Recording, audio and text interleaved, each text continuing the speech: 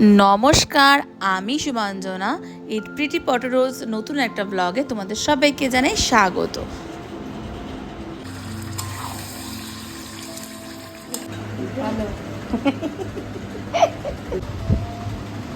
টুক করে মুখটা মুছে দিল।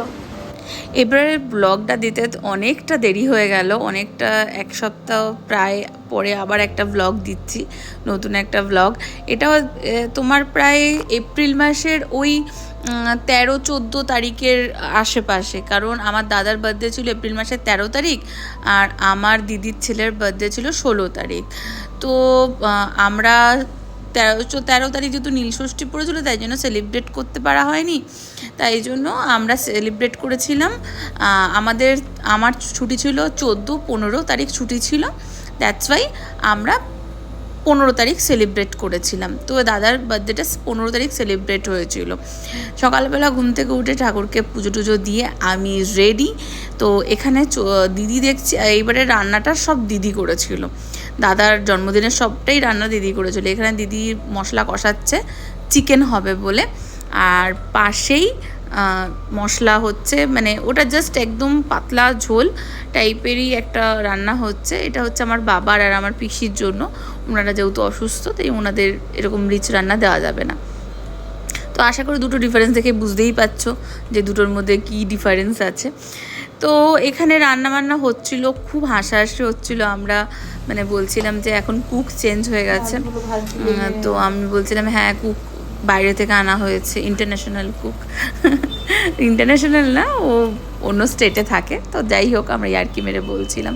তো এখানে ও এত সুন্দর একটা চিকেন রান্না করেছিল, চিকেনটা মানে আমি সব ক্লিপ একদম মানে পাই টু পাই নিতে পারিনি, কারণ আমি এর মাঝখানে এদিক ওদিক এটা ওটা কাজ করছিলাম। তো এখানে এই চিকেনটাকে ভালো করে ম্যারিনেট করে রাখা হয়েছিল।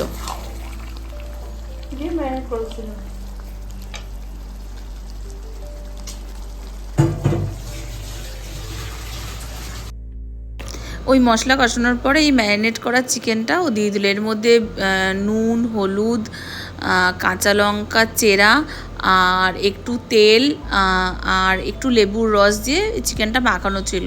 দেন ও চিকেনটাকে দিয়ে ভালো মতো কষালো। খুব সিম্পলভাবেই করেছিল, কিন্তু এই গরমের মধ্যে তো এত মানে রিচ ভাল লাগে না, খুব সিম্পল যেরকম চিকেন কষা হয়, বাট এত সুন্দর খেতে রান্না হয়েছিল, মানে অসাধারণ, মানে মাটন ফেল। তো এখানে 2 দিনের আমরা ভিডিও আমি নিয়েছি, কারণ মানে একসাথে এত ছোটো ছোটো ভিডিও আর সেপারেট করে দিলাম না, একবারে 2 দিনেরই ভিডিও নিলাম। তো সেদিনকে যেহেতু ছুটি ছিল, এখানে অনেক রান্নাবান্না ছিল, পায়েস ছিল, চাটনি ছিল, দাদা যা যা পছন্দ, ডাল ছিল, তারপরে বেগুন বাহার ছিল, মানে দই বেগুন করা হয়েছিল, তারপরে চিকেন করা হয়েছিল। আমার ভাই মানে আমার দিদির ছেলের বন্ধুও, তো ওকেও আনা হয়েছিল, বেচারা বাচ্চা মানুষ, ওরও ছুটি ছিল স্কুল। বললাম চলে আয়, একসাথে খাওয়া দাওয়া করবি, খেলবি এখানে। তো শাক ভাজা খুব পছন্দ আমার দাদার, তো শাক ভাজা খেলো। তো আমরা জিজ্ঞেস করছিলাম কেমন হয়েছে রান্নাটা, এই জন্য ও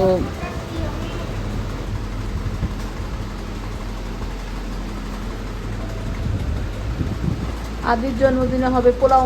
আমার ভাই মানে দিদির ছেলের যে বোনপো হয়, ও বোনপুই তো হয়, হ্যাঁ, ওর পরের দিন যে জন্মদিন হয়েছিল 16 তারিখ, সেই দিনকে আমি মানে আমার মানে কি বলবো, আমার ছুটি ছিল না সেদিনকে, আমার একটু কাজ বাজ ছিল। তো দ্যাটস ওয়াই আমি সকালবেলা উঠেই আগে ওকে দেখলাম যে ব্রেকফাস্ট করে দেখলাম ও স্নান টান করে এসে ও রান্না করতে লেগে গেল। কারণ সকালবেলা আমাদের হয়েছিল এঁচোড় চিংড়ি, শাক ভাজা আর মাটন। রাত্রিবেলা হয়েছিল হচ্ছে চিকেন কষা আর চিংড়ি মাছ দিয়ে ফ্রায়েড রাইস। হ্যাঁ, এই হয়েছিল। আর চাটনি, পাঁপড়, মিষ্টি এগুলো তো ছিলই। ফ্রায়েড রাইসটা আমি করেছিলাম, চিকেনটা ও করেছিল। আর মাটনটা সকালবেলায় মাটনটা এত ভালো হয়েছিল যে রাত্রিবেলা চিকেনটাও খুব সুন্দর হয়েছিল, বাট ওই দিন এত কিছু হয়ে গেছিলো মানে ঠিক মানে খেয়ে কুলাতে পারছিলাম না, তাই জন্য আমি রেখে দিয়েছিলাম, আমি বাসি খেয়েছিলাম। এটা রাত্রিবেলার ভিডিও। এই ছোটো বাচ্চা ছেলেটা আমার কাছে পড়তে আসে, তো ওকেও ডেকে নিয়েছিলাম যে তুইও চলে আয়, তো ওর বন্ধু আমাদের এও বন্ধু হয়ে গেছে ওর, আমার দিদির ছেলের। তো সবাই মিলে এখানে কেক কাটা হয়েছিল, ছোট্ট একটা কেক আনা হয়েছিল রাত্রিবেলা। কারণ ও তো এখানে আর বেশি বন্ধু নেই, ও তো এখানে তেমন আসে না। তো যেই কটা বন্ধু ছিল সেই কটাই বাচ্চা কাচ্চা নিয়ে আমরা খুব ভালো মতো সেলিব্রেট করেছি, খুব ভালো একটা টাইম কাটিয়েছি। কিন্তু এই কাজের চাপ, এই সব করতে গিয়ে ব্লগগুলো দেওয়া হচ্ছে না। অনেক ব্লগ জমে গেছে, আস্তে আস্তে তোমাদের সাথে শেয়ার করব। তোমরাও এই ব্লগটা কেমন হয়েছে আমাকে অবশ্যই জানিও। আর কীরকম টাইপের ব্লগ তোমরা দেখতে পছন্দ করছো। আর যদি আমার ওই দিদির হাতের চিকেন কষা, মাটন কষা আর আমার ফ্রাইড রাইস তো সবাই জানো, যদি দেখতে চাও চিকেন আর মাটন কষার রেসিপিটা, আমি একদিন একটা সেপারেট একটা ব্লগ বানিয়ে তোমাদের জন্য শেয়ার করে দেবো। তো আমার ব্লগটা কেমন লাগলো অবশ্যই জানিও, আর ভালো লাগলে একটা লাইক, শেয়ার অ্যান্ড কমেন্ট করে দিও। আর আমার চ্যানেলটাকে সাবস্ক্রাইব করো এরকম ব্লগ দেখতে চাইলে। তো এখানে খাওয়া দাওয়ার প্রায় শেষের মুহূর্তে ওরা বাচ্চাগুলো সব খেতে বসেছিল, অনেকটা রাত হয়ে গেছিলো, 9:30 বাজে।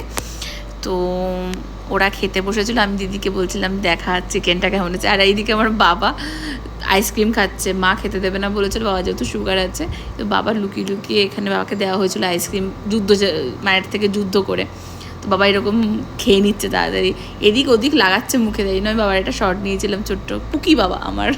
আজ তবে আসি, দেখা হচ্ছে খুব শিগগিরই তোমাদের সাথে আবার নতুন একটা ব্লগের সাথে। Tata, by.